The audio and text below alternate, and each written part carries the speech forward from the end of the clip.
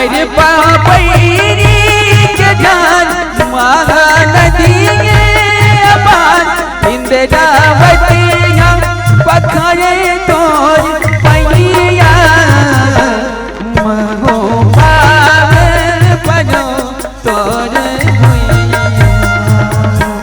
जय हो छत्तीसगढ़ मैया। अरे पापैरी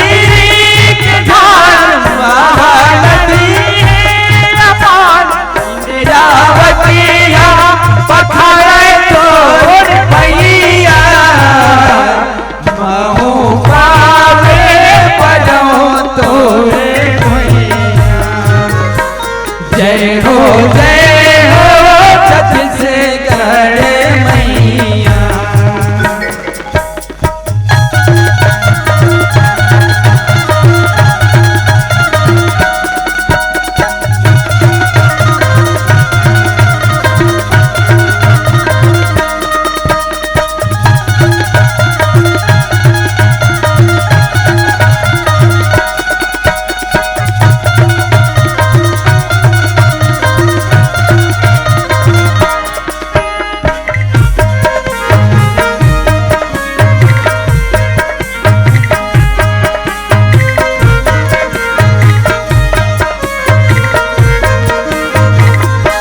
सोगे बिंदिया सही घाट डोंगरी पहाड़ सोहे बिंदिया सही घाट डोंगरी पहाड़ चंदा सूरज बने तोर नैना अचरा तोर डोलवे पूरवैया महो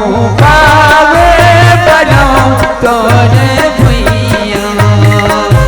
जय हो छत्तीसगढ़ मैया महो पावे बड़ो तोर भैया। जय हो छत्तीसगढ़ मैया। जय हो छत्तीसगढ़ मैया। जय हो छत्तीसगढ़ मैया। जय हो छत्तीसगढ़ मैया।